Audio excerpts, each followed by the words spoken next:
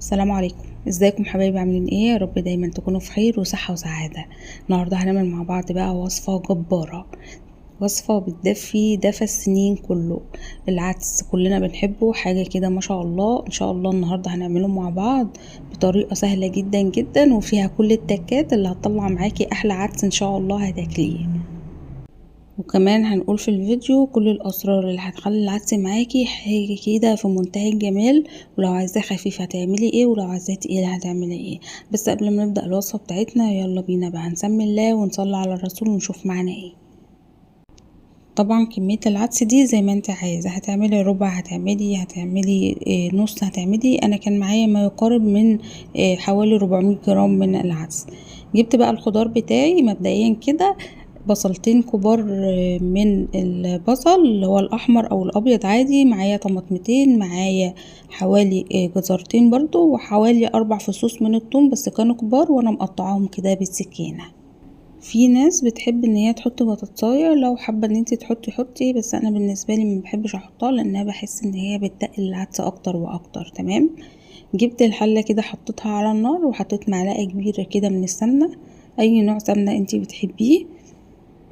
ولما معلقه السمنه بتقدح معاكي شويه كده بتبداي ان انت تنزلي بالخضار كله مره واحده. احنا هنا بقى عايزين نشوح الخضار على نار عاليه مش على نار واطيه او نار هاديه. تمام. بنعلي النار عادي وبتبداي ان انت تشوحي في الخضار بتاعك. اول ما تحسي كده ان الخضار لونه لسع سيكه كده او شميتي ريحته ودبل معاكي، بتبداي على طول ان انت تنزلي بالعدس. العدس بتكوني غسلاه كويس جدا ومصفياه من الميه، وبتبداي ان انت تنزلي بيه، وبنديله برضو تشويحتين 3 كده مع الخضار. وبعد كده بنبدأ بقى نجيب مية سخنة، بتكوني مسخنة المية. بتفضلي ان انت تحطي مية، يعني ايه، بتملي الحلة بس مش كلها، لان كده كده العدس بتاعك لو طلع تقيل بنتصرف بعد كده، لكن مش عايزينه يطلع خفيف. تمام. حطيت رشة من الكمون وهقلبها كده في المكونات بتاعتنا، وبتكون المية السخنة جاهزة معانا او المية المغلية، وبنبدأ ان احنا نحطها على الحل. انا هنا الكمية اللي انا حطيت على العدس مية، حطيت حوالي لتر ونص من المية. ببتدي ان انا ازود كده المية، وحاولي على قد ما تقدري ما تخففوهوش معاكي. تمام. خلاص كده حطيت المية، بسيبه بقى ان هو غلي. هو اصلا كده كده المية بتبقى مغلية فبيغلي زي ما انت شايفاه كده. هنا بقى ولا بيعمل معاكي رغاوي ولا بيعمل ريم ولا بيعمل اي حاجة، زي ما حطيت العدس زي ما بتشيليه من على النار. هنبدأ بقى نغطي، وهنوطي النار شوية وهنسيبه يستوي. اول ما هيستوي والمكونات كلها تستوي معاكي كده، بتبدأي على طول بأي حاجة عندك بقى، خلاط، هاند بلندر، اي حاجة. بتبدأي ان انتي تطحني العدس ده او تضربيه كويس جدا لحد ما ينعم كله والمكونات كلها تنعم معاكي. طبعا لما بتضربيه في الخلاط كويس جدا او بالهاند بلندر ما بيبقاش محتاج ان هو يتصفى ولا اي حاجه، لان ما بيبقاش فيه اي حاجه خالص. تمام. ضربته بقى كويس جدا وكان ده شكله حاجه كده ما شاء الله تحفه جدا. لحد دلوقتي شم ريحه العدس اللي هو بيبقى في كل بيت كده، حاجه ما شاء الله تحفه جدا جدا. خلاص كده ده الشكل بتاعه وده القوام بتاعه. طبعا لسه هيتقل معانا او هو اصلا تقيل كده معانا. هبتدي بقى ان انا ارجعه على النار تاني، وهحط عليه مكعب من الشوربة وورقتين من اللورة.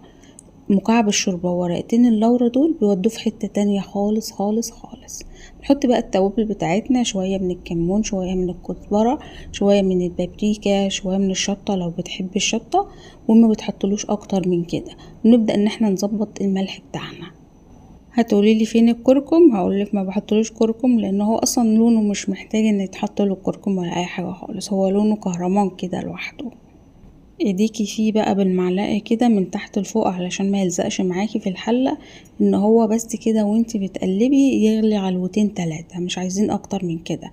لو هو في الوقت ده القوام بتاعه مظبوط بالنسبه لك يبقى خلاص ما تحطيش اي ميه. انا هنا القوام كان طبعا بالنسبه لي تقيل، ولسه كمان هحط شعريه، فحطيت حوالي كوبايه ونص كده من الميه، وبدات ان انا اقلب واحده واحده كده لحد ما وصلت للقوام اللي حضرتك شايفاه ده. ده قوام مظبوط قوي للعدس. لكن لو انتي مثلا هتعملي شوربه عدس بس، تمام، هتقليه سيكه عن كده. ويعني لو مش هتحطي فيه شعرية، لكن لو هتحطي فيه شعرية خليه خفيف شوية لان الشعرية لسه هتقله. حطيت معلقة كبيرة من السمنة مليانة او معلقتين، وبدأت ان انا انزل فيهم حوالي نص كوباية كده من الشعرية، وهنحمر الشعرية بتاعتنا دي لحد ما تاخد لون ذهبي غامق شوية.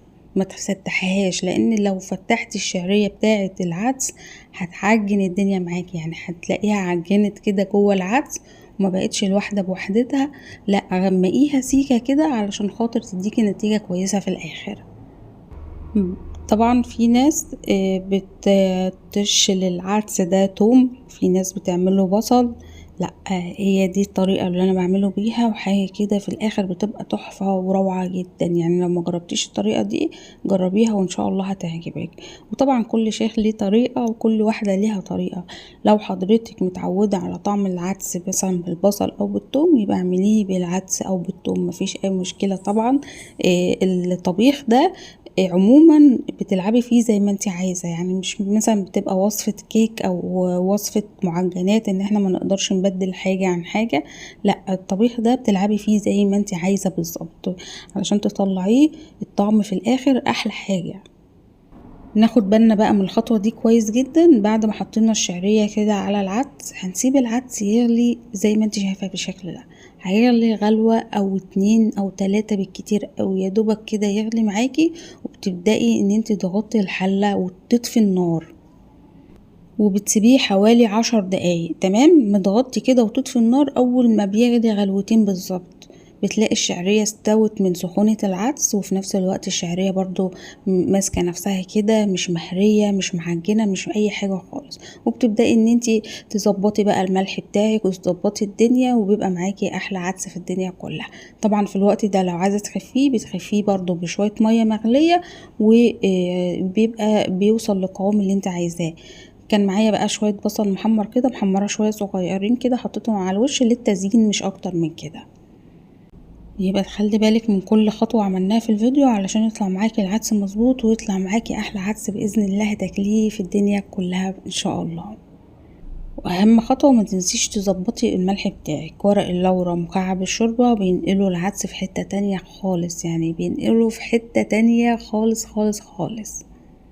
اتمنى تجربوا الوصفة بتاعتنا النهاردة، وبألف هنا وشفا مقدما ان شاء الله للي هيجربها، وربنا يحسن ما بين ايديكم يا رب. ما تنسيش اللايك للفيديو، ولو اول مره بتشوفي القناه بتاعتي ياريت تشتركي في القناه وتفعلي زر الجرس علشان يوصلك كل جديد. وبكده اكون خلصت وصفه النهارده.